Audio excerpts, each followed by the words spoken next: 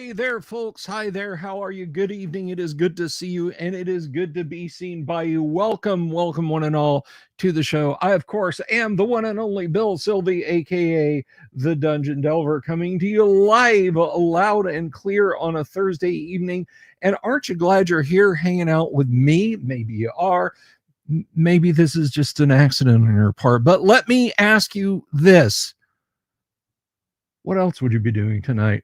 I would wager not much. So, with that said, if you haven't already, please click the subscribe button, click the bell icon for notifications. I would love to see your smiling face here every night because, guys, we live stream 5 nights a week. This, of course, is I believe this is the international sign language for live stream 5 nights a week. That or it's talking heads once in a lifetime. Pantomime. I don't know. But what I do know is we're here and we're going to have a lot of fun. We got a guest tonight. DM Blackwall is going to be out here in just a few minutes. We're going to be talking to him about all kinds of cool stuff, about meeting up with him at Page back a few weeks ago. We're going to talk to him about HORDE WARS. Maybe we can get a little lowdown on dropship, but I'm not going to push him on it. It's entirely up to him if he wants to talk about that. So, with that said, let's get your comments up on the screen. Folks, I would like to say to you all, thank you for stopping by this evening, regardless of what you do. And we are currently at 9,368 subscribers. 9,368. Isn't that keen? That puts us just outside of 30 away from going to 9,400, which draws us ever closer to 10,000 subscribers. And let me tell you something. If you like having an excuse to come to the Sunshine State and to play tabletop RPGs and to do both, you're going to want to help drive us all the way to 10,000, guys. So please, and again, if you haven't already, click the subscribe button, click the bell icon for notifications. And just FYI, one last little thing. This live stream is brought to you by me, the Delver's Dungeon. We have merch, guys. You can support this show via merch purchases, if you will. I wouldn't do that. I actually would not do that. But we have merch. We have a lovely logo designed by the one and only Tracy Lesh. Guys, get it while it's hot. Pro tip, it's never not hot, but get it anyway. Look, there's still some winter to come, right? We all know it's going to do like, oh, it's April. Wintry death. Get yourself a Delver's Dungeon hoodie with a most excellent and dare I say sexy design by Tracy Lesh. Dive in there, do that. Don't be overwhelmed and confused by the illusion of choice in any other wardrobe selections you might make. Get yourself some Delver's Dungeon merch. It is linked below, and you can check out that beautiful design. Now, I want to address something. The elephant in the room, if you will. I talked about this a bit last night, and I've gotten a bit more serious about it tonight, and I want to talk about the situation with Discord. Now, this is too much to cram into just a few minutes of discussion, but I do want to bring this up, but not to bring you down. I don't want to do that. I want to stay positive here. I want to keep the positive energy flowing. I'm looking at alternatives to Discord right now. I found a pretty good one that's called, I think, Stoked. It's lacking a few things, but if you're familiar with Discord, you can check it out. I'm not fully comfortable saying, hey, this is the place where the Delver's Dungeon community is going to be just yet, because I think there's a couple, 2 or 3 pieces that it needs to get before it's perfect. But we are going to just the same be checking out things like that. I will not make a sea change in what we do or how we do it until after GWOC, until after the Great Underground Online Gaming Convention, which, as you guys know, we have over on Discord. We rely heavily on Discord's audio, video, its API extensions to allow things like Sesh, and its API extensions to allow things like our die roller. Those are all key and critical to what we do around here when trying to spread gaming goodness and cheer. So I've got to make sure that the place we go is going to be as turnkey as possible, that you're going to stretch your legs, crack your knuckles, look around, smell the new paint, look at the new furniture, and go, okay, I can get comfortable here. This is a cool place. Bill's done a great job migrating us, not this thing where I do a thing and it's half-assed and the community falls apart. Now, if you're wondering what all this has to do with the price of tea in China, right now, and they have expressed no intentions of rolling back. In fact, they have done the opposite by saying, actually, the problem is you guys because you don't understand what we're saying to you. Discord has decided that they will require age verification. What's wrong with age verification? It's the fact that to verify your age, you have to give them digital information on yourself, a photograph of your face that they promise won't be deleted. The service that leaked data has been gotten rid of. The new service won't leak your data. The new service is notorious for hanging on to data for 7 days.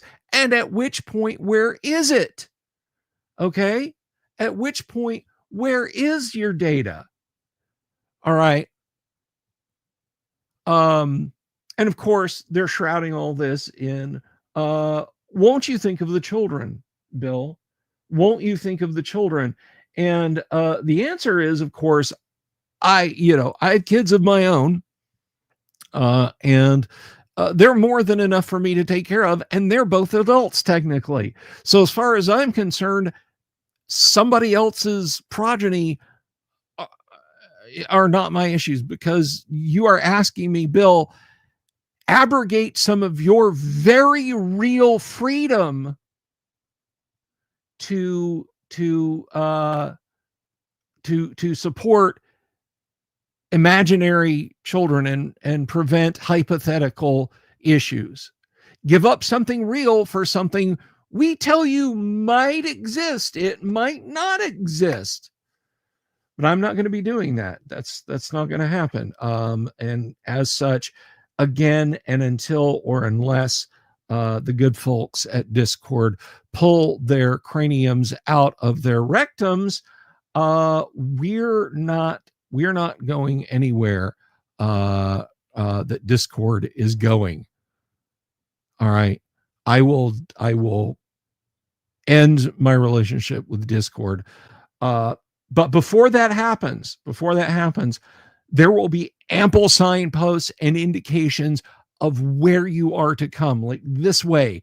Again, it's not going to be just like one day you log on and I'm not there anymore.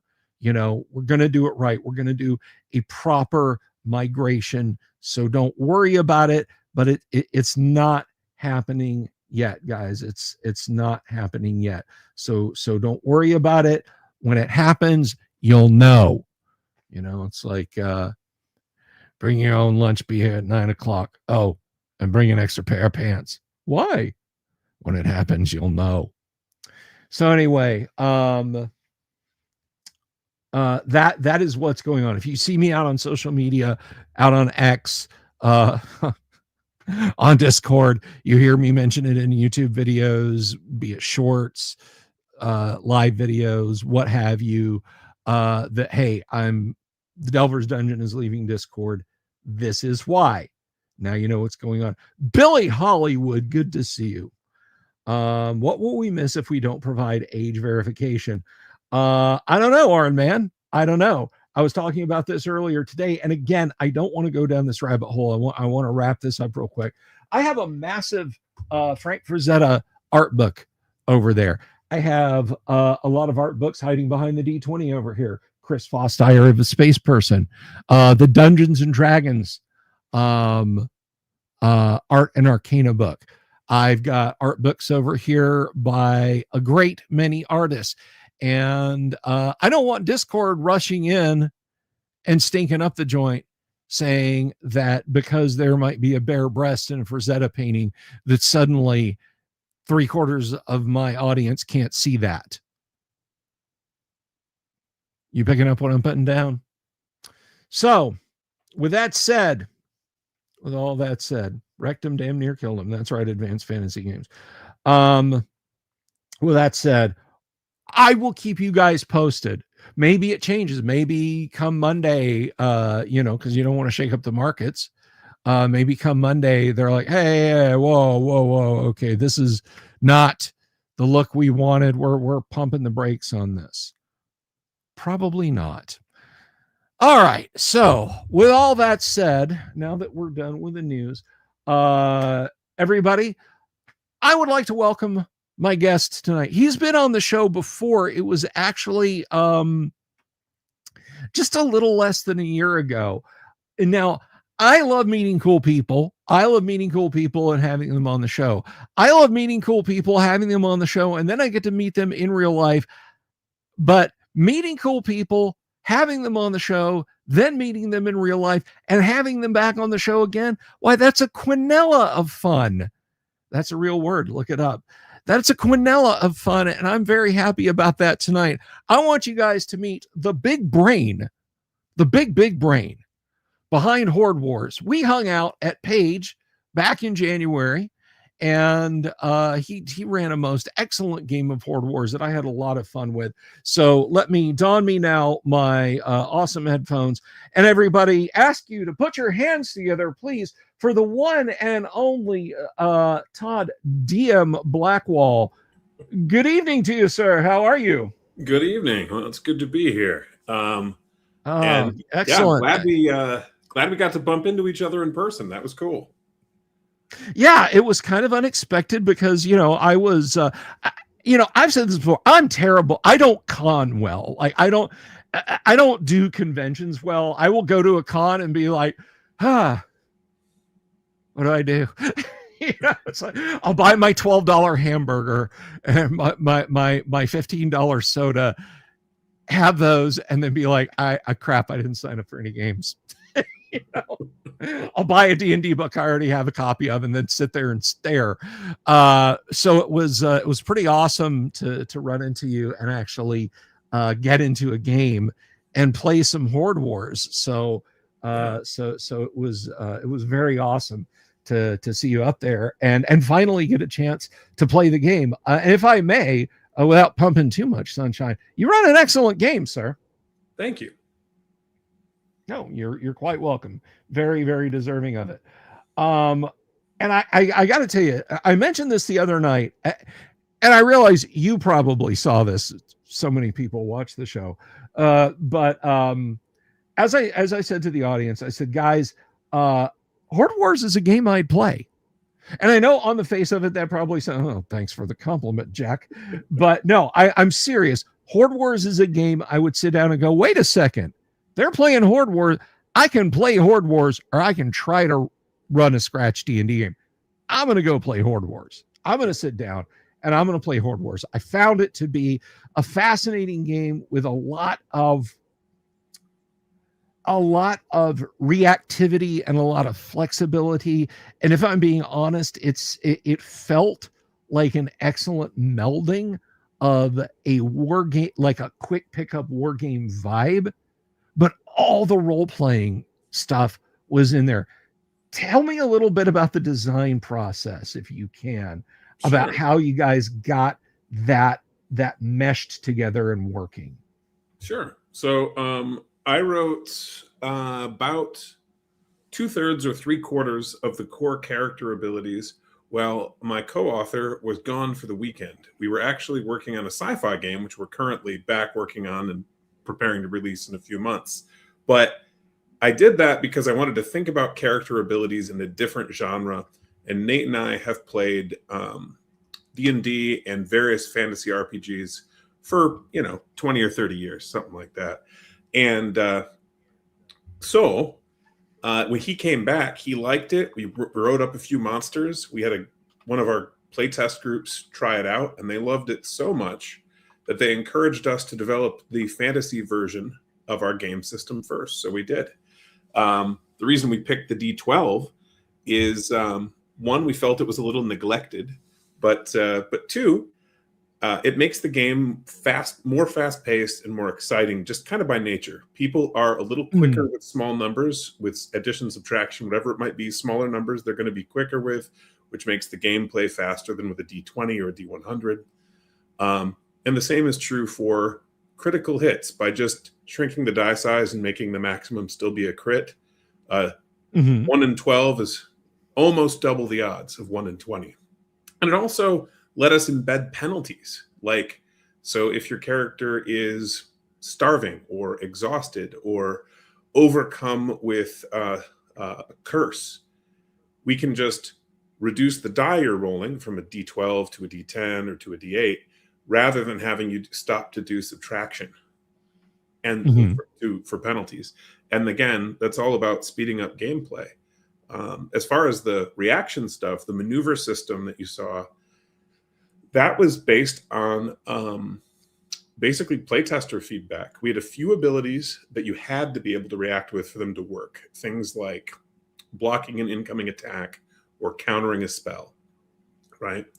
But our playtesters liked that stuff so much that they encouraged us to put some ability to act off turn or some ability to follow up a cool action with a maneuver in every career. So we did that almost. A few of them pick it up at higher level, not at low level. But any character, because in Horde Wars you're combining 2 careers together, any character can have the ability to act off turn or to have a kind of cool follow-up ability to their main action. Yeah, and I saw that in play at the table. So just so many of those little, like you say, they're cool abilities. There was a bit, and look, I'm going to say this because I was the person who did it, and that's what sticks in my memory. I'm not trying to be a spotlight hog. There were other people at the table who had excellent gameplay too. But we were fighting, I think what was the goblin, or no, it was a troll had just come outside the cave, or an ogre. I don't remember which. Yeah. Ogre had just come outside the cave, had just wrecked up the party. And I was kind of doing support, moving in, horseshoeing, as they say in Doom, I was horseshoeing, and I happened to come around and I had the ability. I literally lifted everyone's morale, and that had the effect of healing them all. The St. Crispin's Day speech, as it were, for the afflicted, and the magic user and one other character, I think, benefited from that and got back up on their feet and were able to get back in there. And I really appreciated that, because it's one of those things that, like, if going into a game, and this is what this is my observation from Horde Wars from that night. If going into a game that you've got stuff like that and it's not sold as well, no, it's really kind of this game over here. Things like that can be so much fun, and they don't bog the game down, and they don't slow the game down. And you, as a DM, and I, use that as kind of a broad term for guy who runs the game. You had us moving in order, nobody going out of turn, anything like that. And it was, like I said, it was a very flexible and reactive game system. And I really appreciated the idea of my turns coming around, and I'm not going to have to be like, yeah, I guess, I'm just going to wait until I can get in position and cast a spell later. That never really felt like the vibe, and it was extremely fast moving, almost like a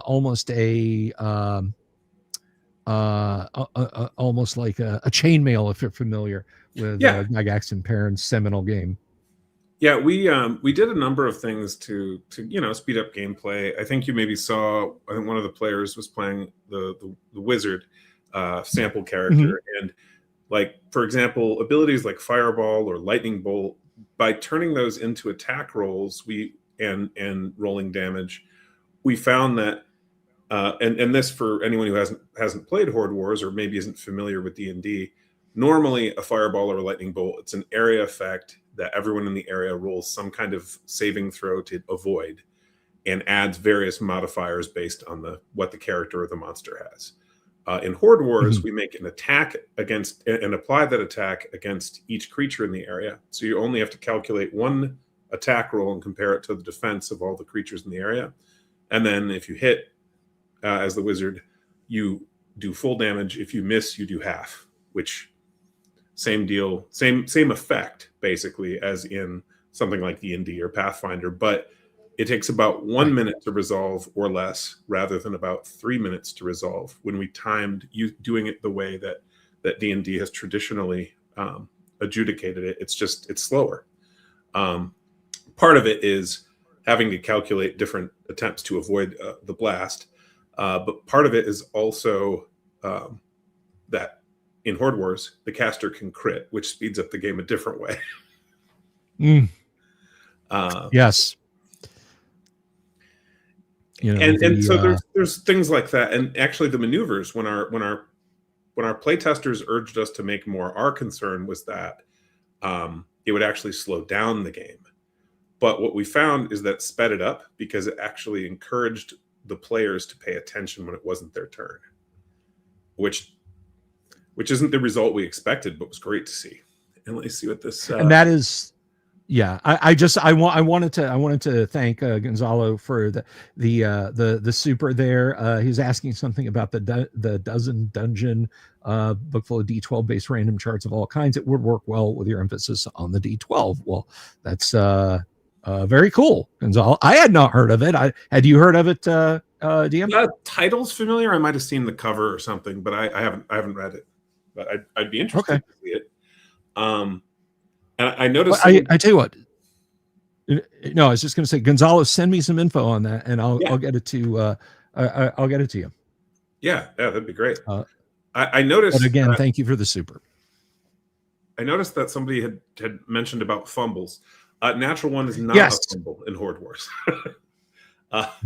Okay, that's because Nate and I had spent some time playing a variety of RPGs. Nate even more than me, and stuff like Cyberpunk, where basically Nat 1 is fail and Nat 10 is a kind of exploding success. That's not the feel we were going for. That's because eventually what happens in Cyberpunk is you will get enough failures that you off your own teammates. Just at random, not because of anything you actually did, just because that's how the dice fell. And that's not the kind of game we were going for, which is that in this game you're competent characters.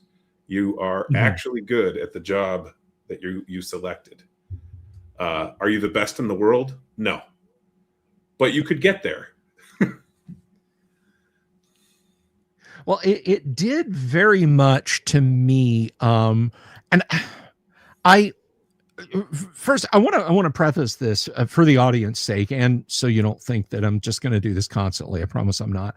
I'm not saying, oh yeah, that's just like this game, or oh yeah, that's just like that game, to be like, yeah, I can already do that in other games. I'm saying that as a complimentary thing.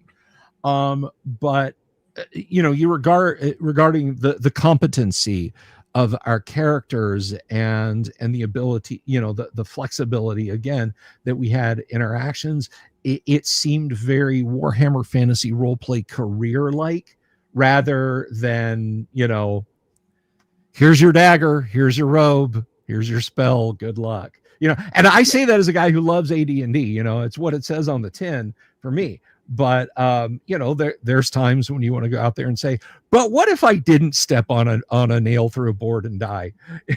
And I very much got that vibe out of Horde Wars, and as you say, some out of the box competency. Now we had been talking about the magic a little bit, and I almost regret not taking a magic user. Yes, I'm going to do that. I apologize for taking a spell casting class, even though I did have some minor, I'd say that probably leaned closer to a cleric in terms of ability. Yeah. That kind of spell. So for our audience members, for anyone out there who's maybe a little bit more used to, say, the Vancian system, how would you describe the magic system of Horde Wars? What is it like? What is the flavor of it in terms of an idea for a potential player to hook into? Sure. So let's look at the wizards for a second. We handle like priests and acolytes and kind of divine magic users a little differently. But for wizards, we have 5 varieties of wizard. Each of them are color coded. So there's a red wizard, a blue wizard, gray wizard, and so on. And each of the wizards has basically an A and a B theme. One of their themes is elemental. So, for example, the white wizard has frost magic. And then the B theme tends to be some kind of other school of magic. For example, for the white wizard, that's illusion. And so he gets stuff like disguise self or invisibility or those sorts of abilities, either initially or once he gets to a high enough level, he can choose to gain those abilities. And by pairing those up, we were able to design basically starting spell lists for each of these careers that kind of blend those two ideas. So the red wizard would have fireball, haste, and basically a cantrip that he can do little blasts of fire with. And the frequency is there is or the power levels of the spells are basically tracked in 2 ways. One is how often can I do the thing, which is you have some spells that you can just do an unlimited amount of times. They just usually cost you an action. You have some spells you can do once a day a tier, which basically means when your character gets high enough level, you'll get extra uses of it. Fireball being one of those. And then there are spells that you will not gain extra uses of at all, naturally at least, like haste, because it's more powerful. And then the really powerful spells that you can pick up are only accessible when you hit a higher level of play. When you hit character level 5 or 9, you gain a capstone, essentially. And if you're choosing one from a wizard, you're typically picking up 2 new spells. For the blue wizard, for example, one of his capstones gives him a scrying spell and a teleportation spell. And if he chooses to combine those, he can mimic the gate spell from D&D, although it takes him 2 spells to do it, not 1. Right on. Now, okay. I apologize if I am misstating if I don't have this right, but as I recall when we played, did you intimate or am I misremembering that there are like if you take like these two, like this school, you can't take, or if you take this color, you can't take this school, or if you, there's like diametric opposition in some of the no, you can combine there's not careers. So there's 21 careers, which gives you hundreds of different combinations. Well, I just meant with respect to the magic types. With respect, that's including that. So like if you wanted to play a full wizard, you would play 2 varieties of wizards stuck together, and that would get you your starting spell list. And then you could use your feature as a first level character to gain yet another spell of your choice from a list of features. And so this means that the wizard type character is ready to play at about the same rate if you're building characters as the other players. Because I'm sure you've had the experience, I know I certainly have, playing various role-playing games that we're waiting on the caster, not just in gameplay, but at character creation, because they have so many more individual things to pick, and there's often choice paralysis. And so this is choice paralysis.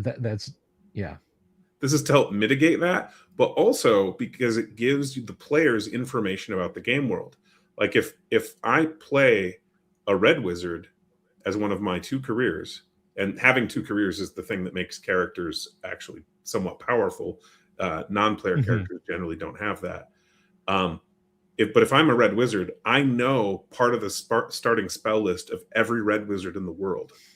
So if I encounter one, or if the party's about to encounter one, I have some useful tactical information. Like I know that wizard has haste.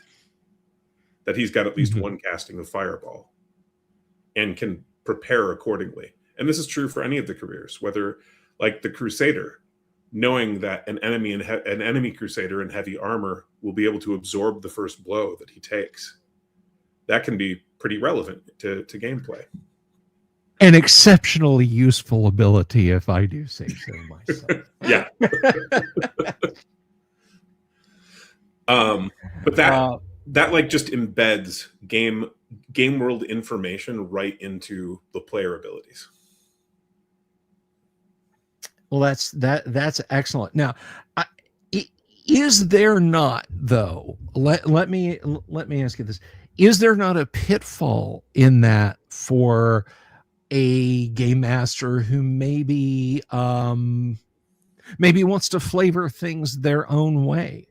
You know, maybe wants to, they like your system, but they don't want to run it in your default settings. So maybe the wizard color or something like that doesn't work for them. Where's the API hook for the game master cum developer? Well, for one, we actually built careers that never made it in the book. We built, I think, at least 6 that didn't make it in the book. And in 4 or 5 of those cases, it wasn't because it was designed badly, like it played fine. It actually just, we found, caused social interaction problems within the play group. For obvious reasons, things like having a necromancer traveling with a priest of the creator or with a crusader can cause problems if they notice. Having a Kendra-like character at all? Yes. And so, but it's like, what my character would do. Casting lightning bolt through you is what mine would. Sorry, yeah. Go ahead. but so having so in terms of game balance, they played fine. Just they didn't work well socially. But a lot of that information found its way into the monster stat blocks and into some of the opponents. So there are careers and abilities that the characters can never access, but that are present on monsters or on villains. And if a game master wanted to build a custom career, they could pull some of those abilities and mix them with some of the ones that we already have. Also, it's not hard to see how to make a similar type of ability if you wanted to make your own flavor of wizard. Like, we don't have a purple wizard. Let's say you wanted to make a purple wizard. You could go, okay, well, what do all the wizards have? Well, they all have like an elemental cantrip. Okay, so I should pick an element for this purple wizard, some kind of damage. Let's say it's solar damage, which our wizards don't normally get. Light damage. Okay, and then they usually have some kind of area of effect, whether it's an acid cloud or a lightning bolt or a fireball. So I should write something like that. And here are different ways those are described. And then they tend to have one really powerful spell that fits kind of the B theme of the career. And you could just go from there and follow the pattern that we show you to make your own. Okay. And so I guess the follow-up question to that would be, could you see yourself as like an added document, like, hey kids, here's how you can make your own careers? Is that like a full-blown thing that you would consider releasing to the game? I think that could be exceptionally useful. Like, just a 1, 2, 3, here's how you could do this. So if somebody wanted to say, I don't know, use your system, but play in Greyhawk or in Dragonlance or Eberron or Harn or what have you. Yeah, I mean, so I think Harn would align pretty well with our system already. I was talking with Richard about that Bloodworth a while back. I think actually you could almost just play Harn right out of the box. But for some of the others, like Dragonlance with the moon magic stuff, if you were to look at our witches, for example, our version of hags in the monster section, you'd find that we actually have a little bit of moon magic already present for you to mimic. And you could take that information and use it to extrapolate, well, what would that look like then? And basically, they can do an extra die. They their spells refresh essentially at like the stroke of midnight or something. And we have another group who does an extra die of damage if they use damaging magic during like a full moon or during the night. And you could go, okay, so how would I mimic moon magic? Well, then you'd give your wizards one of these kinds of abilities, where if their special moon is in the sky in Dragonlance, Lunatari say, and you're playing the right kind of wizard, then your spells refresh. So you've got, twice as many powerful spells when your moon is out compared to the other wizards. It'd be a very simple way to mimic that effect. Okay. Very cool. Very cool. Because, I'm a guy, like, first of all, I firmly believe that having a rule system that is baked together with certain expectations of gameplay is a good thing. I don't think every rule system needs to be a generic toolkit that you can fit everywhere all at once. But if it's possible, it's nice to see, it is nice to see. And it's nice to hear like that's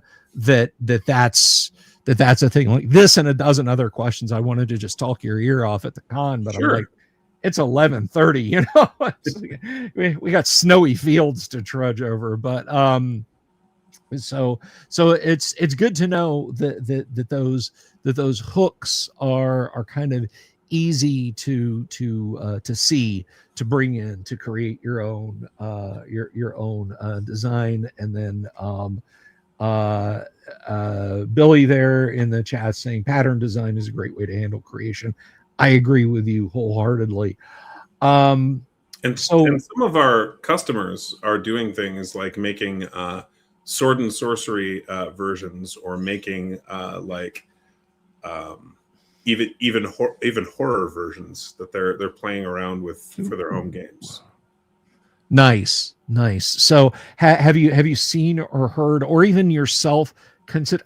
Well, you know what? Let's just say built into the rules, because we got that narrow that pinhole version of a game that you get at a con, where it's like you get the full flavor, but I mean, it's not like, all right guys, next week we're going to do X, so next week I'm going to be at home shoveling the walk. So is there in Horde Wars, just for example, is there a sanity rule? Can someone's little mind go snap in Horde Wars and say they start firing off magic or swinging their sword at random or something? Like that? I mean, indirectly, yes, but it's not a sanity mechanic. We have certain effects that certain monsters have that can cause that to happen. Okay. Where either they get control of you, or you lose the ability temporarily to distinguish friend from foe. That sort of like thing. A confusion spell would be exactly. in AD&D. Okay. Exactly. Right on. However, however, that's because that isn't appropriate really for the genre, which is here you're doing medieval fantasy, right? Right. If we were doing this as a horror game, that would probably change. Sure. And the same, and so like, for example, a simple thing, because it's medieval fantasy, we don't have rules for getting an enemy in a crossfire. We do have flanking rules for flanking them in melee. Mm-hmm. Whereas in dropship, there's crossfire rules, catching them, between opponents who are shooting at them. You get a bonus. But that's you said the magic word. Yeah. You said the magic word, because I did have some people ask me today. They're like, "Hey, see if you can get them to talk about dropship." And while we certainly didn't play dropship, now, because I remember last time you were very glib, like, it's a science, maybe it's going to happen. I don't know. Well, now you're here now, and you have to answer. I mean, you can hang up, but you have to answer. So talk to us a little bit about dropship. Sure. So it uses the same core system as far as how turn order works, how actions work, most of the game terminology.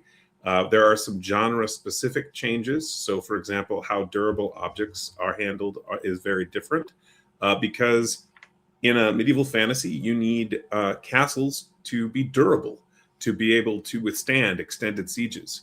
Whereas in a world with plasma weapons, nuclear warheads, and high-end sci-fi technology, a castle wall is not going to be quite as effective as a defense. And so that's a genre-specific change. Same with the crossfire rule. And then, of course, Dropship has a full space combat system for having starships fighting one another in the void of space. So those are, again, all genre things. And firearms, for example. We have firearm rules for Dropship that are fairly robust, as well as rules for energy weapons. And then other like man-portable systems like a rocket launcher or a recoilless rifle aren't guns in the normal sense of like one that you can wield. They're not long arms. But they are often man-portable, and you can use them to attack, enemy gun emplacements or try to shred a whole group of enemy soldiers if they're foolishly clumped up and approaching. Sure. Yeah, I mean, and that sounds actually really awesome. So I gotta ask though, is there just because this is me and I've got to ask this. Do you have giant robots? Are there big stompy robots in Dropship? There are. It's called Dropship. Good. There are. In fact, Patrick from Patty's Parlor Games is doing some of the robot artwork. And, excellent. And so I've got one or two of the pieces from him, and I'm looking forward to getting the really big robot one from him. But yeah, we have. You can share yet? I do have one I can share in a moment. Yeah, let me pull that up. But the main thing is for Dropship, humanity is basically in an existential crisis where we've successfully colonized several different star systems and solar systems, and we've established colonies, and then some aliens noticed we existed and decided that they were going to conquer us and take all of our things, or in some cases they want to exterminate us or enslave us and this sort of thing. Did they touch our boats? Yeah, did they make the mistake of touching our boats? They touch. And humans are losing because we're wildly outnumbered, and so the only chance that humanity has really is the player characters. They could turn the tide of the war, and if they don't, then humans will lose. And so that's the situation they're in. And the starting adventure, you are members of a special unit drawn from several branches of the military who are being sent on missions precisely for that purpose. Now, you can also use the rule set to do something more like playing, if you wanted to, like Wing Commander. You could also be solely focused on ground combat, but we wanted to have kind of a mix as the default, so that thus it's a specialist unit of like Navy and Marine personnel drawn together to deal with very specific kinds of problems. Okay. Kind of like, I don't know if you ever saw like Guns of Navarone or read the book. Oh, absolutely. Yeah. Guns of Navarone, favorite when I was a kid growing up. Yeah. So they're pulling specialists from different branches to do the mission. Excellent. And that leads into a nice question here. I realize my comment stage is lagging so bad over on mine is a little bit as well. Yeah. So I'm actually following you guys now over on YouTube. I'm watching the YouTube stream. But Michael Dale asks, I've got a question for Todd. Is Dropship more centered on wild one-shots or campaign focused? And while you answer that, I'm going to put this art up here. Yeah, in fact, I may be able to do that. It's about as big as I can get it right now, but that's one of the pieces Patrick did. That is lovely. I'm digging it. And then I'm digging it a lot. Let me see if I pop open another window and share. I think I can show you a couple more pieces. But Patrick, but Michael's question was basically the focus. The focus, you can absolutely do wild one shots, but the focus is campaigns. we want you to have follow-up adventures. In fact, one of the key components in the first mission, the sample mission, is picking what ship your characters are going to get assigned to, because that helps determine not that mission, but your future missions, like what you'll be sent to do next. Okay. And which I think is huge, because the players are picking it, not the characters. The characters are, of course, just being assigned to whatever ship. Right. Gives the players some agency to kind of push what sort of campaign they would like to have. For the And game, you know, I so like that, because I feel like, and I laid this firmly at the feet of BattleTech, a game that I loved for many, many, many years, that like right out of the chute, the game sought to rob players of agency and cripple them and be like, yeah, you know, I'd like to, my character, I'd like him to have a Warhammer. Yeah, well, tough titty, you're starting out with a locust. Good luck, you know. Yeah. Oh, okay. Well, I guess I'll get shot to death. You know, that was fun. I'll roll up another character. But I like the fact that you have that agency in there, and it's not just like, well, no, the universe is crap sack. You take what you can get. Too bad. I mean, even Twilight 2000 has it where if the party really wants to, they can start with an Abrams tank at the beginning of the game. You know, it's not like, no, you each have a sharp stick and a broken down Humvee, you know? So, right. This is all Patty's art we're going through here. No. I jumped over. So Patrick was the first one. Okay. We're jumping back to him. Here's some artwork from Simeon Cochran. Okay. And so cool little drone there. Digging it. Because the classic sci-fi wheel with the hub is completely sealed up there. You got to have that. It's not a sci-fi vehicle if you can see the lug nuts, folks. It's simple as. If you're designing your sci-fi ground vehicles, you gotta have the brushed moon wheel covers. I'm sorry. Go ahead. No, you're good. I was just kind of flicking through a few of these, just clicking the button. What I do like is that Simeon does very good detail work. If we zoom in, wow, that's actually readable. Even though this is just a quarter-page piece. Yeah, I think he did a really good job on it. Also, good luck taking down SCP-76 with that pea shooter. Anyway, if you know, you know. But here's a question from Unto-XS. Does Dropship have magic or psionics? Yes. So there are a couple of careers focused around that, but I would say they're probably closest to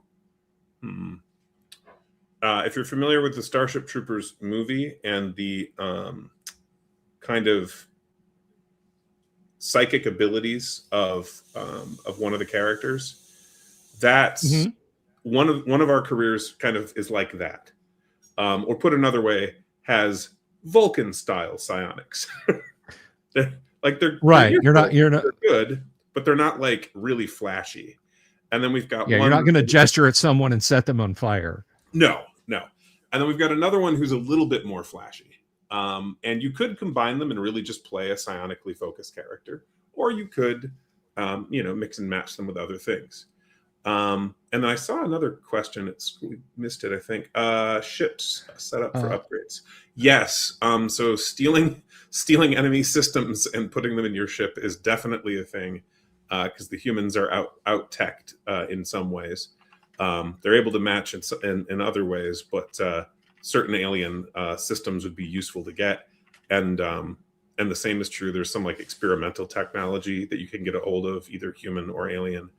And also one of our careers is focused around being able to upgrade ships in a way that breaks the game rules, where a ship normally has basically a certain amount of power supply. And because this character is really good at manipulating that, when they hit a tier up, they can actually upgrade a ship beyond its normal capacity to support weapons and ship systems. So yes, that is a focus.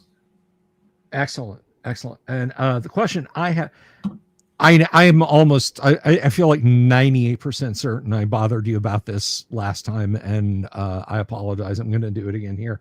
But particularly with Dropship, is there a thought beyond, well, yeah, that would be nice, but is there a thought to drop ship miniatures, to a line of sci-fi miniatures? I mean, I think that'd be fits really a fun, dropship but aesthetic? that would definitely be a future project. What I am doing is kit bashing miniatures for demoing and also for proof of concept. If people want to make their own, I want them to be able to, or I want them to be able to buy direct analogs from existing manufacturers. Because I think playing this kind of game with miniatures can be a lot of fun. Here's another one. And I think very nice. I like that one a lot. I feel like that's given off the Scooby-Doo space creep vibe. Oh yeah, there, and I'm loving it. I'm loving it. Here, Patrick's also working on some star maps for us. Now this one we don't have labels on yet, but it's basically, other than the corners, but this is to let you navigate around and plot out what star system you're going to. Works just like Battleship. You sank my Class O Hyper Red Giant. And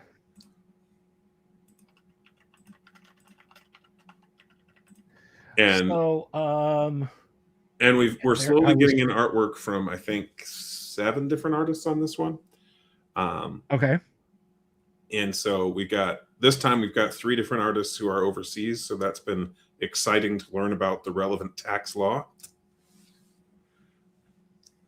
Not something I prefer to have to learn, but all right.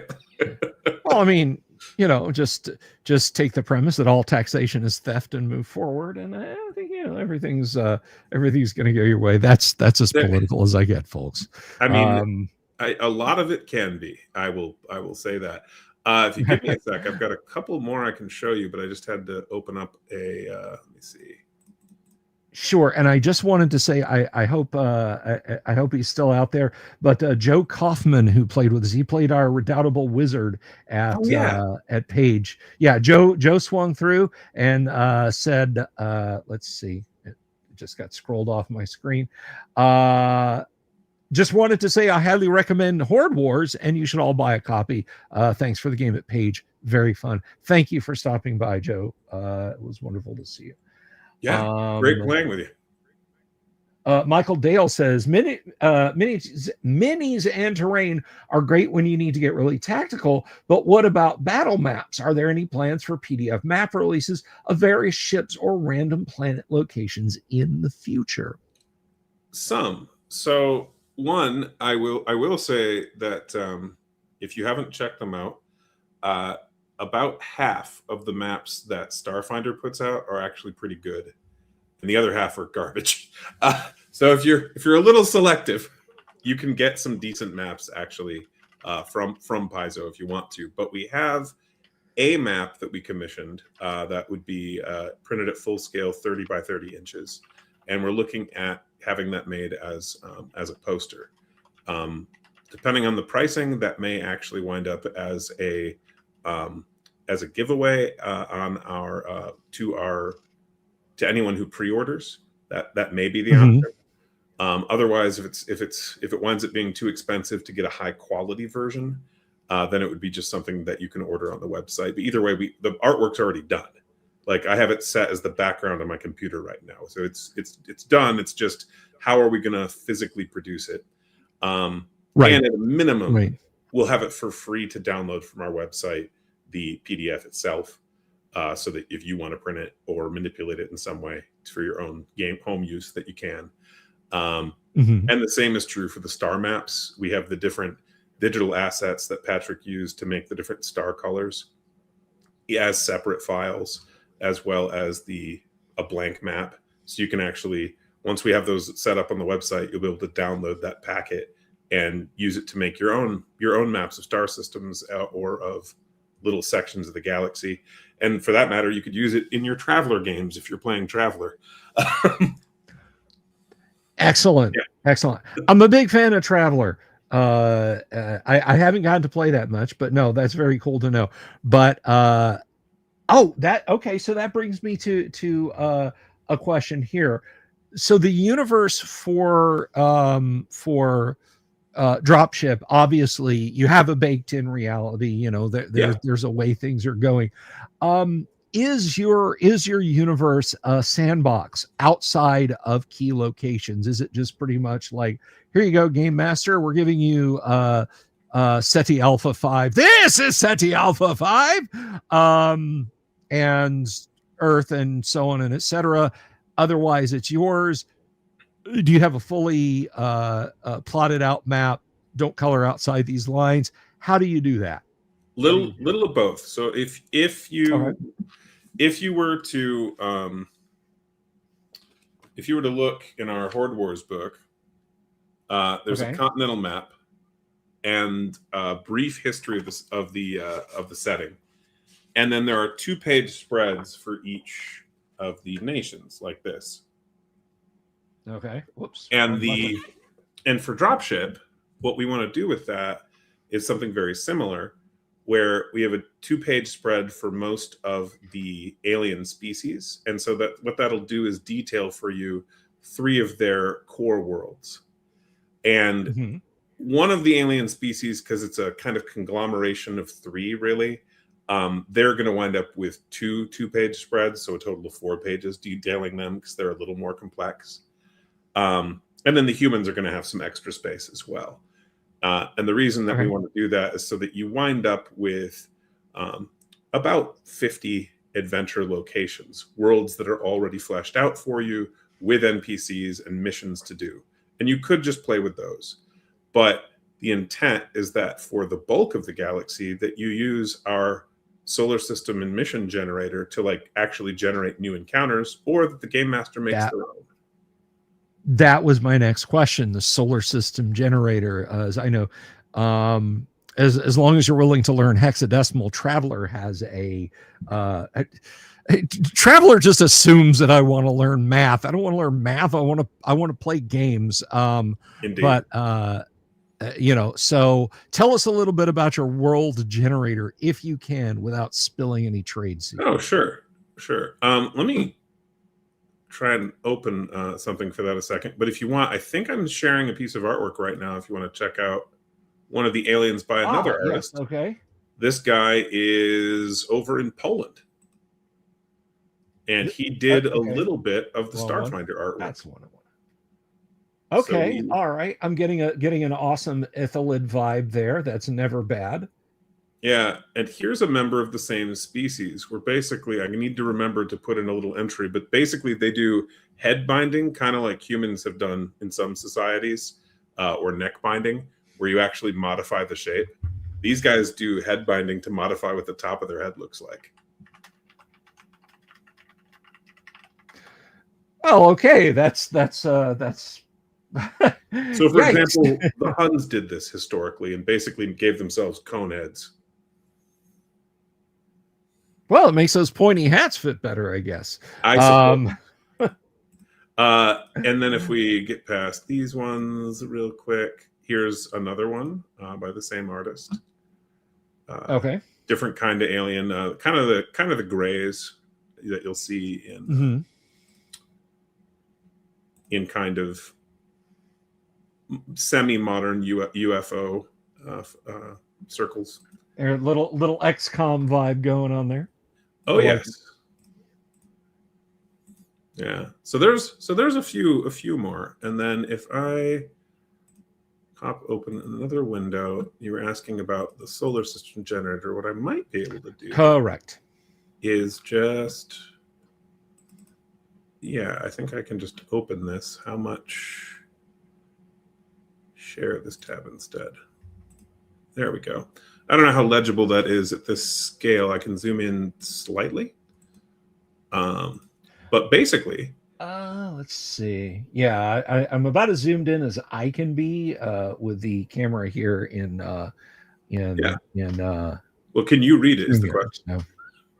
Can I read it? So let's see. We have Protostar, key features, asteroid belt, small, and major worlds, artifact world, just for a 2 on a D20 there. Yeah. So basically what you're doing is you're using D20 rolls to map out what's important about this star system. Like, what kind of star is there? are there more than one? So you can get a binary or a trinary star if you roll number Mhm. one or more times. What are their major features of the solar system?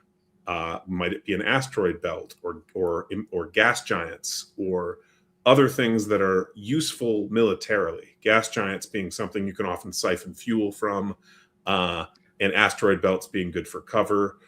But there also can be hazards of various sorts. For example, there could be a dark matter belt. There could be which your sensors just won't pick up, and you could run into it by accident.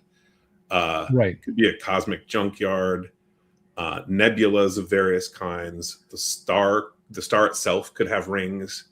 And then if you roll a Mhm. natural 20, you find one of these anomalies, which tend to be really useful or valuable to find. Something like an ancient megastructure from a dead civilization, or a minefield, which will hurt you, but also will hurt anyone who's coming after you. Ship graveyard. You could possibly find intact ship systems from these destroyed ships, or weapons, or Mhm. possibly even an intact like escort vessel or like a fighter or something that survived the destruction of the parent ship. And the void world is a way to talk about a world that is unmoored from a star and is just wandering through space. So you could find one of those, and it just happens to be going through this system. You could also find wormholes. Mhm. And on the right, these are all different kinds of major worlds that you could find in a star system, and they each have their own monsters that you can encounter. They each have their own little quirks or dangers, or beneficial things that you can get. And so by using this, you're able to quickly generate the important details of the star system. And the star system is plotted basically in astronomical units, which is the distance from the Earth to the Sun. And for anyone who doesn't know, and is generally in line with the orbital plane, like our own star system. There are exceptions. For example, a void world is pretty much never in line with the orbital plane because it's just happening to sail through. Right. Yeah, so hopefully that answers your question a little bit. If I skip down, this is all stuff that we're working on. But here's just a quick example of two of the things that you could roll up. Mhm. And so you could get a gas giant, and it is possible to adventure on the surface of a gas giant. Is that advisable? No, and some of them will kill you No. pretty much immediately. Yes. But something it is 1,000-mile-an-hour winds something. it is possible, and but we have various kinds that you can get that you can discover. Mhm. And the same is true if we scroll down to look at a couple of the worlds. Like here, if we look at our corrosive world and the desert world, these are quick descriptions, and then there's usually some kind of variance. So like when you find a corrosive world, Venus would be an example in real life. Very, very acidic world. Right. It's got reduced visibility. It's very acidic, but there's also a chance that there is an exotic atmosphere, which is to say there's a chance you can't breathe it, which would be true of Venus. Very much so. Well, you could just once. Yes, and then you would die. just the once. And then the desert world. One of the cool things, and some of these keywords like hot environment reference a rule, or acidic environment references a rule. Mhm. But this black market prices being 25% lower than normal, yeah, buying or selling stuff on the black market, very much a thing in the setting. Because the soldiers are trying to equip themselves as best they can, with or without the government's help. And so Right. there is a significant illegal goods economy. And so finding one of these worlds that's friendly is actually really useful to the players. And then here there's a chance of running into sandstorms, and there's a chance of finding these auroch cacti, which are a way to help to get extra water in the desert, and various other things like this. But we have over I think 24 or 25 different world types that you can find, and the idea is that in the setting there will be at least one example of every world type. And a few of them, there will be a bunch. There will be several of like frontier worlds, which are basically newer colonies. There will be a bunch of those. But that way, we're kind of showing you, hey, here's how you can do an adventure on this kind of world. The same is true for a mission generator, where we have two different ones. If I jump over to the right spot, I can probably show you that. Let me see. All right, let's have a look-see. Yeah.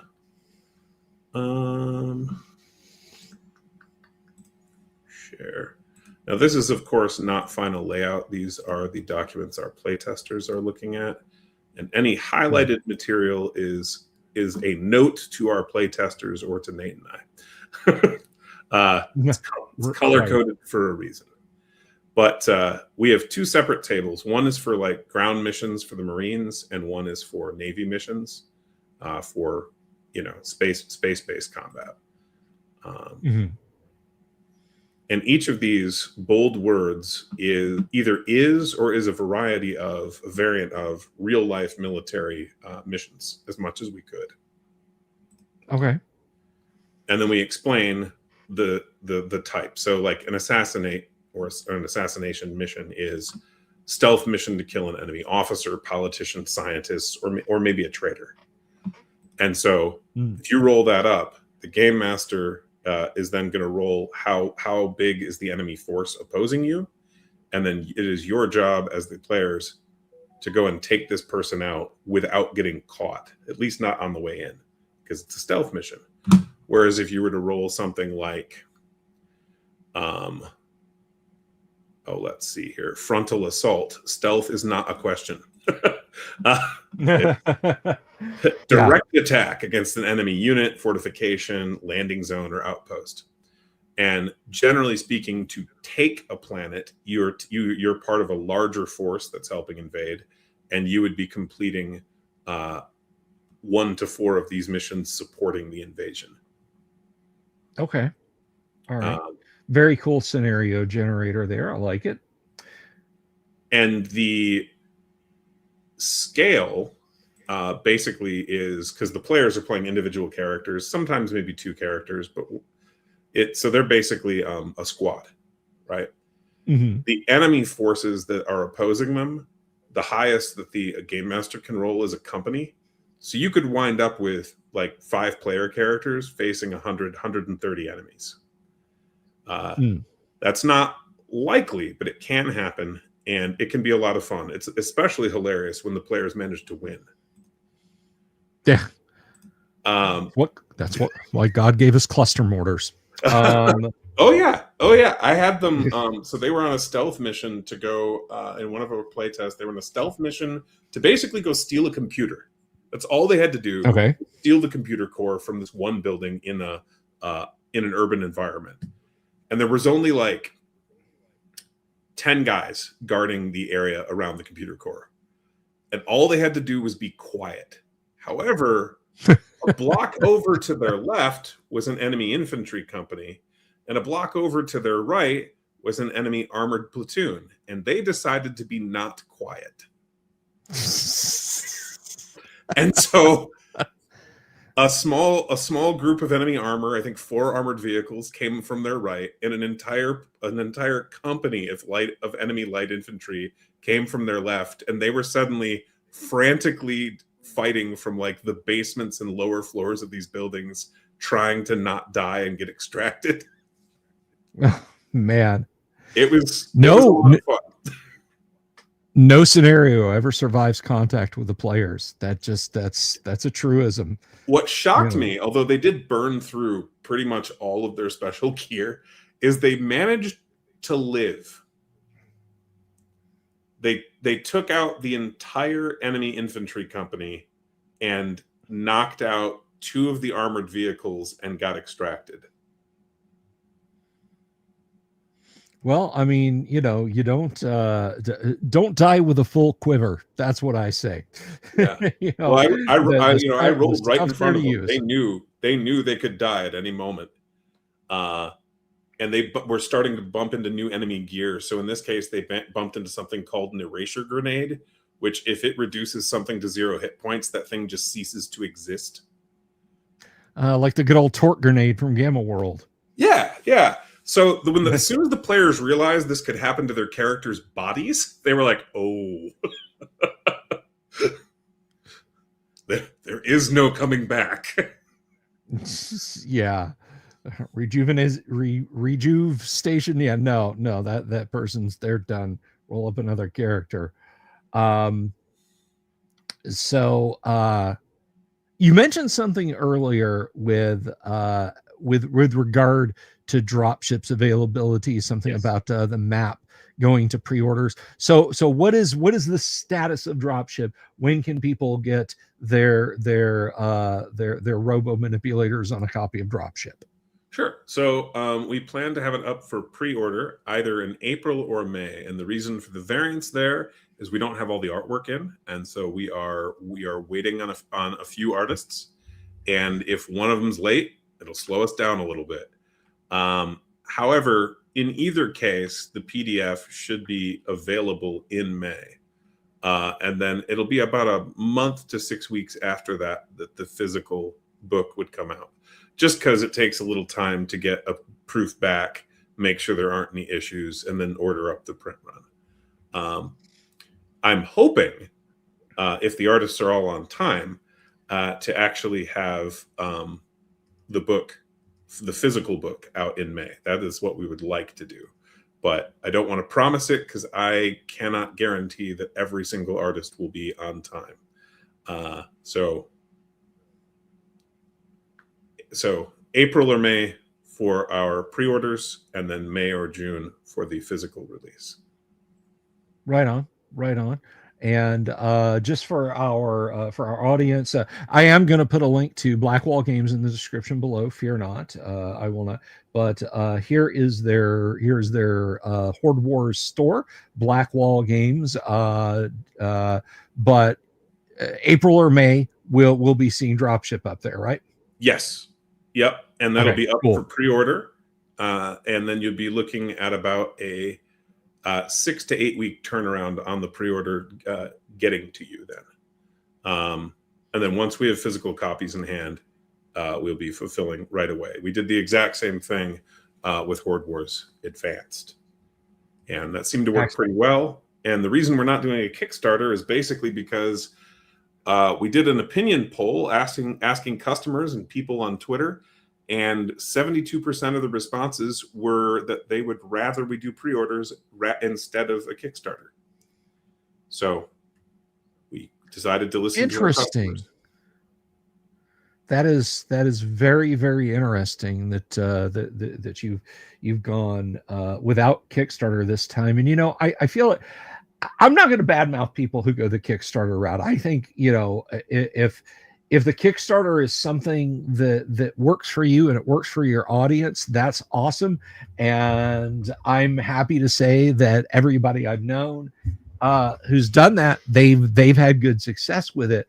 But it is kind of nice, to say like, oh yeah, there's a chainmail dice bag and a fake real parchment scroll and all that stuff. Cool. I got a couple $100 right now. Yeah, but that Kickstarter was years ago, dude.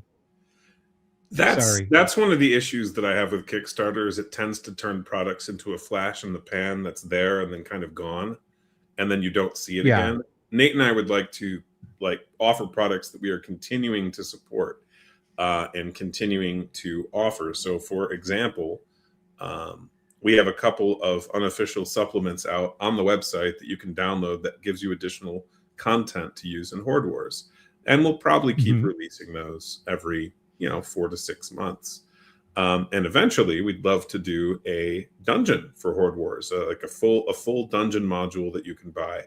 But the main reason that we aren't doing that right now is this kind of work is expensive to do, especially when you're using real artists and are paying them appropriately. The like Horde Wars basic, I think, cost us maybe 5,000 to produce. Advanced cost about 10,000 to produce. A lot of that cost is artwork, and dropship's going to cost more. Sure. And so when we're looking at that kind of thing, it's like, well, we want to make sure that we get all of our ducks in a row, let people know when it's coming out, and try to gauge the desirability of the product as well as we can ahead, so we at least break even. Yeah. And so Horde Wars, we were really happy that by October of this last year that it broke even, and so is now starting to make money, which is good because that's helping pay for dropship, which costs more. So for anyone interested in that kind of thing, that's a little bit of a look behind the hood, as it were, thinking about little bit of inside baseball there on how that goes, and I feel like, you touched on something, and this is kind of delving a little bit into philosophy, but I think we can stretch our metaphorical legs for a second here. Sure. And kind of get down into it. But I feel like, again, the people who I know who are doing Kickstarters out there, and by I know personally, their heads and their hearts are in the right place. They know what's going on. I mean, you look at Matt's got Swords and Wizardry going on. Heidi and Eric have done 3 or 4 now that are just wonderful. Some friends of mine in Greece have got their Greek folk horror set in the 1800s RPG that is just amazing.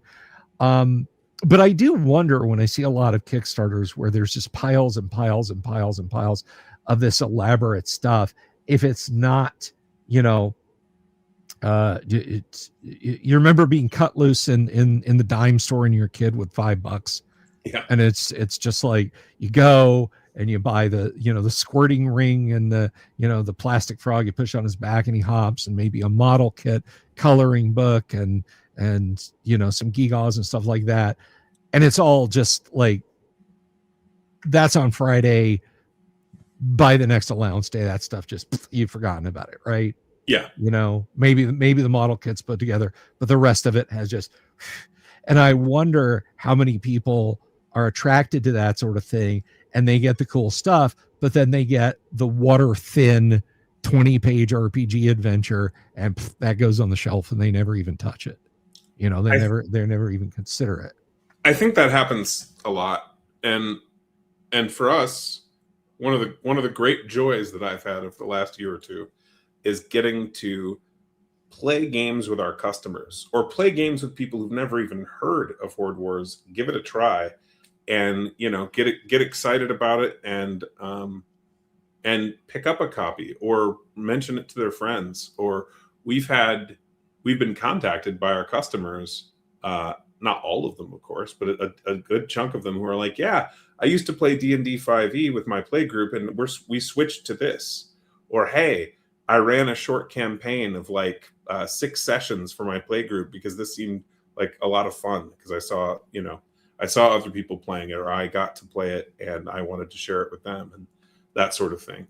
And that's really cool to hear about, because so we're getting feedback that is indicating we're getting actual play, not just when we're playing with people, but they're telling us about their campaigns, which is really good to hear.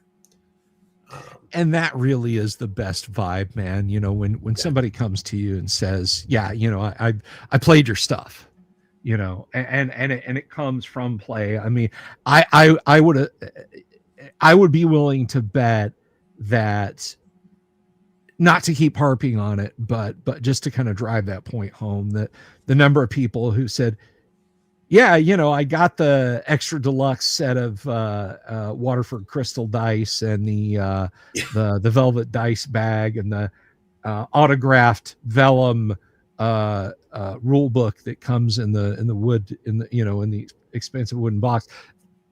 I got all that stuff. That's why I love your game. Versus, I sat down with this. This replaced 5th edition, or this got my group back into TTRPGs. That's vastly more important than Exactly. Oh, I got a Giga, And exactly. And the thing is, is, so for us, unlike with Kickstarter, although there are obviously companies that do repeated Kickstarter where this isn't as much an issue, but we already have the game. The only stuff Nate and I are really working on at this point are like writing out stuff about the setting, lore, and some of the worlds you can visit and that sort of thing. The core game is complete, and so this short of both of us dying, this is something, or like a massive disaster to the country or something. This is something that we can deliver, that we can show if necessary. Over 200 pages of completed material with. The end product should be 300 pages. Like I said, we're still doing stuff with the setting, and there's a few pieces of full color art that we like, full color art that we want to get in there, but I have to wait and see if I get them on time. But the same is true for Horde Wars and Horde Wars Advanced, where we can go, hey, we said we'd deliver this product. There it was. Like, our soft covers are printed in our home state. The printer's right here. Oh, that's nice, dude. That's awesome. And that is hard awesome. Covers. No. If we get enough pre-orders, we're basically going to. I think the cutoff will be 300. If we get 300 or more pre-orders, at that point, we would do a premium hardcover print run. If we get less than that, then we'll do a soft cover print run. So the pre-orders will be for soft covers. We'll also be offering hard covers that are like print on demand. But we'd love to do a premium print run. But that's another, depending on the printer and how many we do exactly, that's another 10 grand maybe. If enough people pre-order, we'll do. But and then fulfill the orders for soft covers with those premium hard covers. And if we don't hit that threshold, then we'll just fulfill with soft covers, and that's fine too. Well, that's excellent, man. I love all that. I love the stuff that it's made right there. No Shenzhen mystery carcinogens when you open up your book or anything like that. It's from the home state. You guys have really crafted this. This is you and your associates out there planing down the logs to make the pages and so forth, and I love that about it. It is a slick, easy to pick up system. Now, a question: when we played at Page, were we playing advanced or were we playing basic? We were playing advanced. We were playing advanced. Okay. Yeah. All right. Because I mean this in a good way. It didn't feel advanced. I didn't feel like, thrown in the deep end. We weren't playing with high level characters. So advanced includes the setting, rules for high level play, and rules for boutique cut types of play. So, for example, there's a whole chapter on nautical adventures in advanced. There's just like a half page in basic. There's a chapter on kingdoms and warfare, raising armies, governing your own territory, and this sort of thing in advanced. So advanced is basically for advanced characters, higher level characters. There's also over 200 beast monsters and NPC stat blocks in Horde Wars Advanced, where there's like 120 in basic. So and we also, I think, roughly doubled the number of unique magic items in advanced compared to basic, and that's because advanced is the full game, and basic was essentially our starter set. I mean, it's what it says on the tin, right? Yeah. Advanced and basic. There you go. Yeah, and you can Um, and you can still get basic for $7 through our website or through Drive-Thru RPG.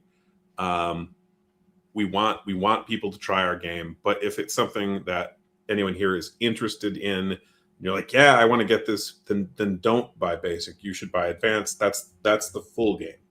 Uh, advanced is everything in basic and a bunch more material, whereas basic is just focused on essentially a loss leader. It's hey, try our game. It's at a very reasonable price. sure, absolutely. And that was effective. We sold just PDFs before that site like got reset or something. We just PDFs we sold over 500 through Big Geek Emporium alone. Nice. That's excellent, man. Those are good numbers in this day and age in TTRPGs, physical stuff now. Yeah. I mean, versus physical stuff. So now I saw you guys were selling at Page, obviously. Yep. You could swing by and pick up a copy. Clearly you didn't want to give a complimentary copy to one of the movers and shakers in YouTube TTRPG, but that's your choice. I'm kidding. I am kidding. That is a joke. But all joking aside, so is that really a significant sales outlet for you guys to do the and I have a follow-up question to that. So Page was a last minute thing for us. We didn't know till 2 weeks before that we were going. And really? Yeah. Really? Yeah. So we weren't on the event schedule. The booth wasn't in a great location, and there was no advertising ahead, basically.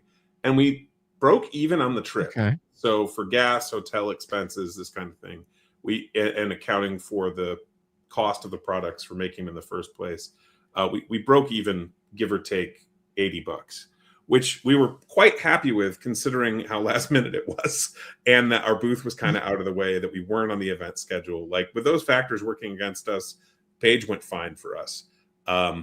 We would like to at least double our sales next year. We are signed up for Page 4. We should have I think 2 more books out by then, hopefully. Dropship being one, and so I think that'll help. And we also sell secondhand miniatures because Nate and I will bulk purchase either directly from the manufacturer or from stores that are looking to dump inventory, pre-painted models or sometimes unpainted models, and then we will take the components we want to run for demo games. Like, we wanted a lot of goblins to run Goblins Attack, right? Take those out, and then we'll take the ones that we don't need for demo games and sell those at our booth at a markup of like $0.25 a miniature or something.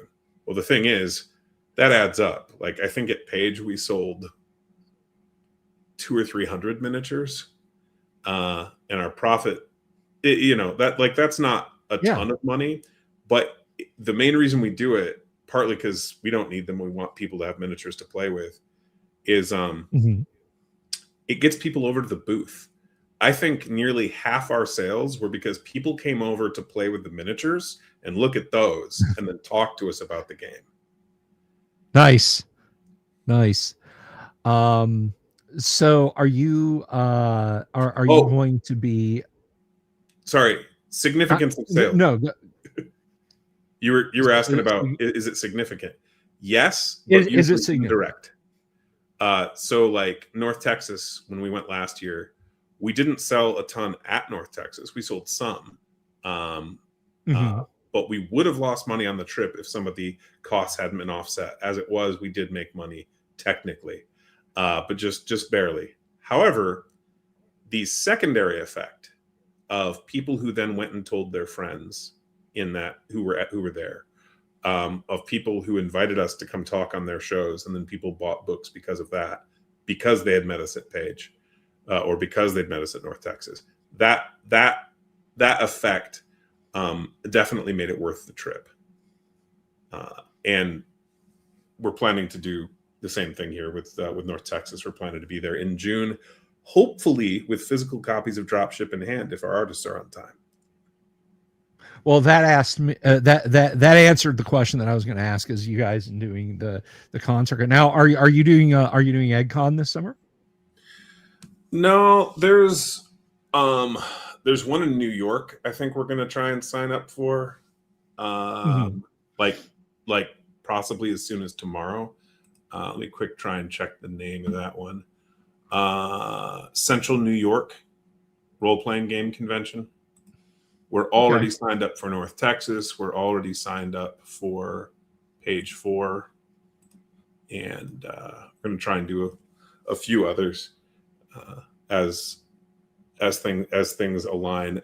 There should also be copies of Horde Wars and Dropship for sale at Gen Con. We're not planning to be there, but one of the guys who's doing some artwork for Dropship and who we've known for several years regularly gets a booth there. And so he sells some of our books. Excellent. Well, of course, you are invited to GWOC, the Great Underground Online Gaming Convention, 100% free. Don't even have to leave your house. What weekend of April the 9th.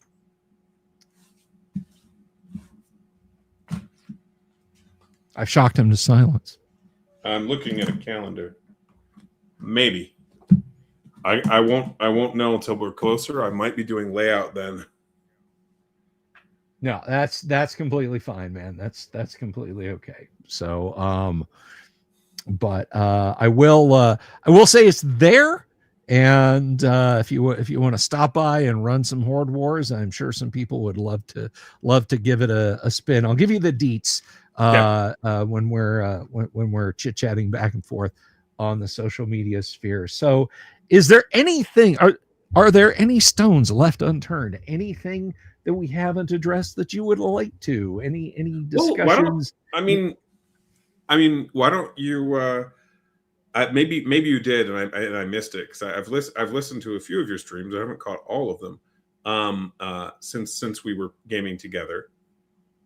What did you think of the game? What stood out to you, like adventure wise? What did you think of the adventure? That I'm curious about those kinds of things.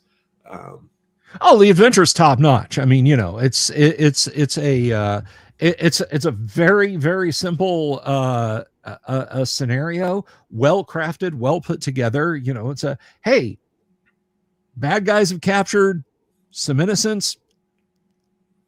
Go get them, bushwhackers. Go, we go out there and hack them up. I thought it worked exceptionally well. I don't want to spoil it because I don't know how often you are or are not using it. It's in the book. So if you in the book. Okay, so that adventure is in Goblin's Attack is in Horde Wars Advanced. So so the Goblin King rolling out on us, I was like, okay, the ogre was tough. This was when the Goblin King rolled out on us, and I believe he used dire flatulence on a couple of characters to incapacitate them. Yeah. I'm not making that up, folks. I'm not making that up. And your nice, calm, serene voice when speaking for him was a really, really well done. I thought we were cooked at that point. I was like, well, crap. We're just gonna have to do what we can, and getting the family on the horse and getting them out of there. I was like, okay, that was a good worst case scenario. We got to settle for half a loaf, because I just had, I was like, we got to get these people out of the fort edge of the battle area, and then we'll just go all in and just try and take these guys down. It was very touch and go. I never felt like, oh, this is just a sop, like, oh, there's 20 of you guys and there's 5 sick kobolds with a rusty nail between them. No, it was a really well balanced, and I think we got to game it out. It didn't just come down to crunch. I felt like our choices mattered. Good. Which was real important. I think it would have been a lot hairier if I hadn't had the Crusader able to soak, because there were like 3 combat rounds when I got hit when being able to soak that first hit for no damage, I think, saved my character's bacon. You know, and being able to stay in the fight and then get people back up, that felt good. That felt rewarding. That felt like, you know, I wasn't just another unit out on the field, but we were functioning as a team. And that's a tough nut to crack, I think, at a convention game. You know, it's like, yeah, you can spend 5 minutes looking at your character sheets, but some people just don't get it.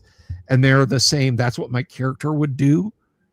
And no rule system, I don't care what it is going to fix that. But I think yours, I feel like the quickness with which we could establish our actions helped that meshing, and therefore our overall tactics work a lot. Pardon me, a lot better, a lot smoother than, say, if, you know, God forbid it was Rollmaster or a hero system. You know, we'd still be sitting in that civic center up there trying to hash. I mean, can you imagine? I have played Rollmaster, and with enough electronic assistance, it can be run quickly, but it's not really designed that way. Right. I mean, it's got its strengths. But to focus back on Horde Wars, no, my coming away impression was it's very much a game I would play. Good. It is not that'll go on the shelf. No, it's very much a game I would play, and I enjoyed it. And I'll see you next January, and perhaps be able to hop into another game. Oh yeah, that'd be great. I will be. I will be at page 4. What you'll do with Dropship. I'd like to play that with you, because the science fiction genre, it's not as popular as fantasy, but this is using the same core rules, and so it should feel very, very familiar in that way. And I'm currently in the process. So we've been play testing the introductory scenario. I'm in the process of writing it out to be public facing, and you know, to clarify things for someone who's never run it before, or for someone who doesn't think the way I do, trying to make it as obvious as possible how to run it. And yeah, I think it'll be fun. And it's the introductory scenario, among other things, is boarding a spaceship that is on an impact course with a space station, and you have to get control of it and divert it in time to save the people on the space station. And so it's really it's there's a little bit of starship combat type stuff in there, but it's primarily a boarding action and fighting the aliens who've got control of this ship. But no big stompy robots. There are, but not in that scenario.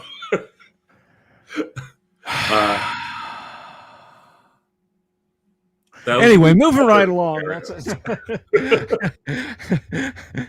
Todd gets off the call, immediately starts rewriting the scenario. I'm just kidding. No, I'm looking forward to it. I am looking forward to playing it. I hope it's all together then, and we can give it a spin. I did have fun on a big stompy robots note, helping Greg Lambert with Titans of Fallen Earth.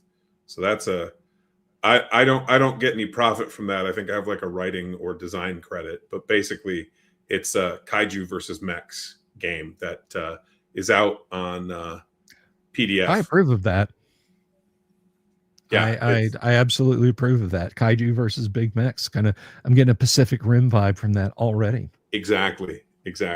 And that one's a D6 system, D6 pool, basically. So if that thing interests you, I encourage you to check that out.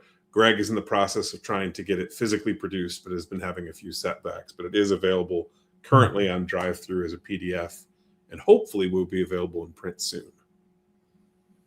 Very cool. That's a whole other game that I basically just consulted on with him for a few months, helped him like work out some dice mechanics, and then Greg took it from there. He's really good at layout, and I'm excited to get a physical version when it's out. Right on. Right on, man. Well, we'll keep our eyes peeled for that, and for Dropship, and anything else. I will give you the talking stick before we wrap up for the evening. Sure. Anything else? Sure. One other thing, we are in the process of having some short stories written for Horde Wars to kind of add a little bit of lore and add a little bit of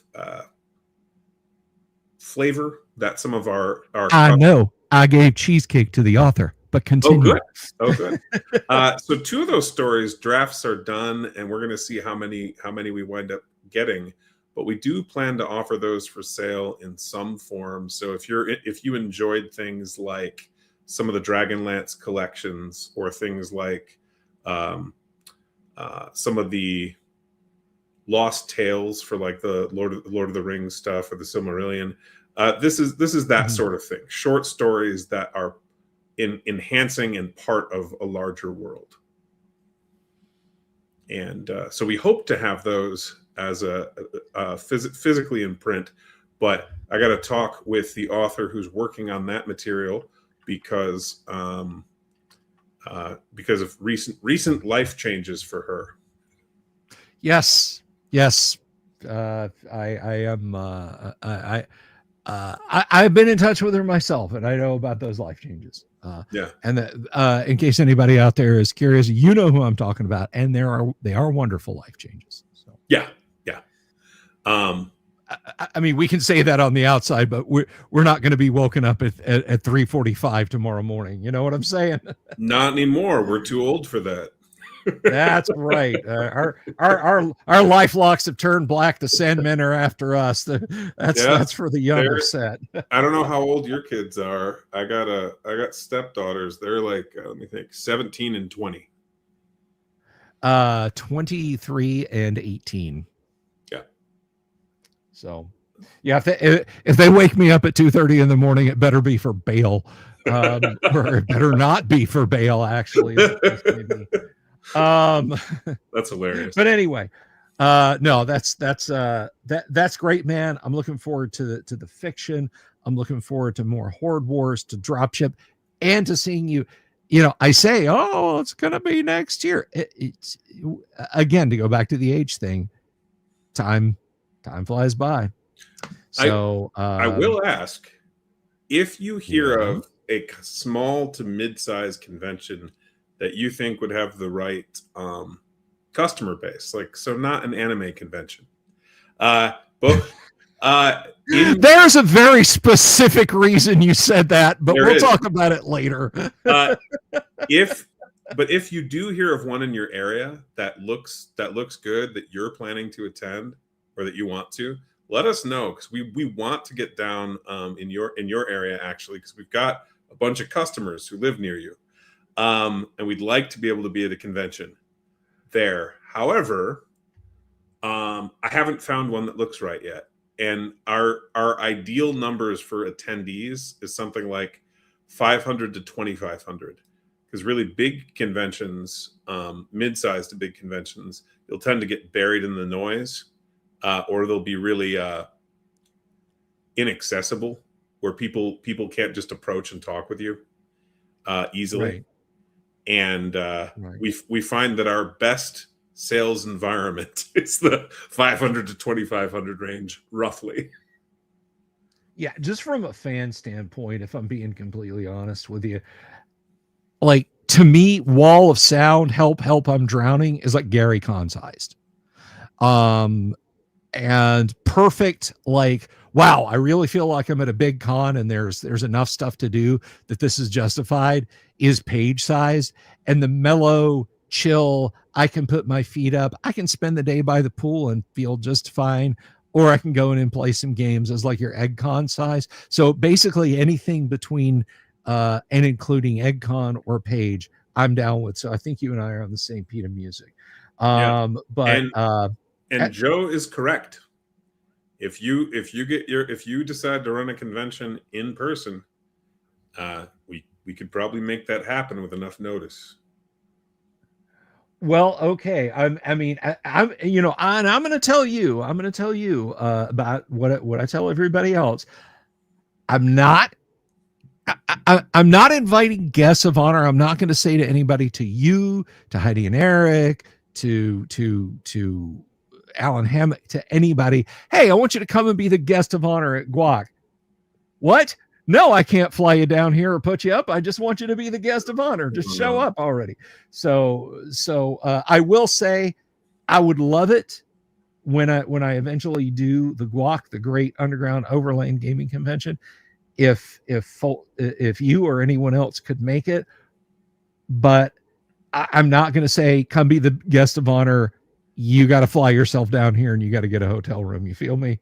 No. To clarify, depending on if you've got enough attendees that you're looking at, it would be as a vendor. We'd be happy to come down, run games. Yeah. I will do my level best. I will do my level best, and I look forward to the opportunity, man. I really do, because like I said tonight, we're sitting at 9370. So who knows? It may happen by the end of the year that I get 10,000, and then I have to start planning. So, yes, indeed. But it will hopefully start to come together. Todd, is there some outro music you would like, or is there anything else that we haven't discussed that we can or should? I mean, not too much. I've really enjoyed talking with you. I don't know if there's if we caught all the questions in chat, because it was a little the receiving, it was a little choppy, but yeah, it was most of them. Did you see any that we missed? Yeah, I did not see any that we missed. Almost missed that super, but I do want to thank Gonzalo Lira's bar tab. Literally help keep the lights on around here, guys, when you throw those out. So I appreciate it. Thank you very much, and thank you, sir, for being here tonight. It was wonderful to see you again. Please help yourself to some baklava and schnapps in the green room while I put these louts to bed. And by louts, I mean, I love you guys all. So DM Blackwall, we will see you the next time you're back on the show. Everybody, check out Horde Wars. That's going to be linked in the description down below. Give it a look and keep your eyes peeled to the skies for an incoming dropship. As for me, I am going to be back tomorrow night. He Say You Pray, Blade Runner. That's right. We're going to play some Blade Runner tomorrow night from Free League. That's going to be a lot of fun. And it's too bad it's not tonight.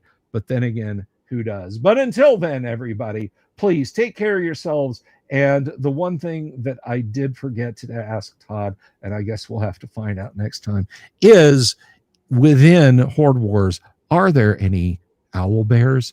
Peace. Good night. Love you all. Have you seen my owl bear?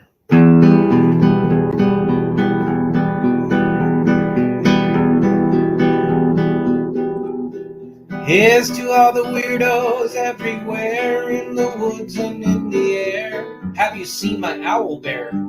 Should I shave off all my hair? Bobs are all around. Some live in tunnels underground. Some are fat, some are rich, some are sleeping in a ditch.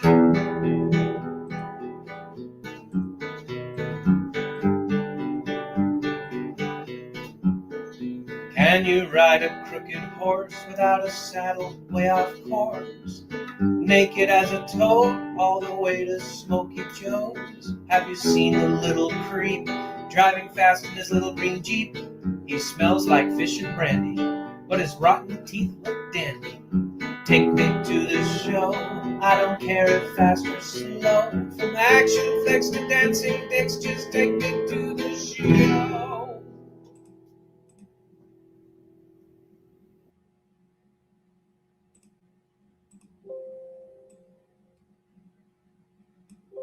Pardon me a minute.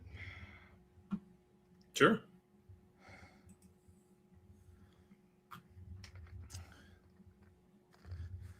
Hey, thanks for stopping by, man. I really appreciate it. Yeah, thanks for having me. You're welcome. Glad we got it to work out. Yeah. I know I'd been kind of busy. Hang on. Sorry, shutting everything down. There was something screwy going on tonight. So let me. Oh, hello everyone.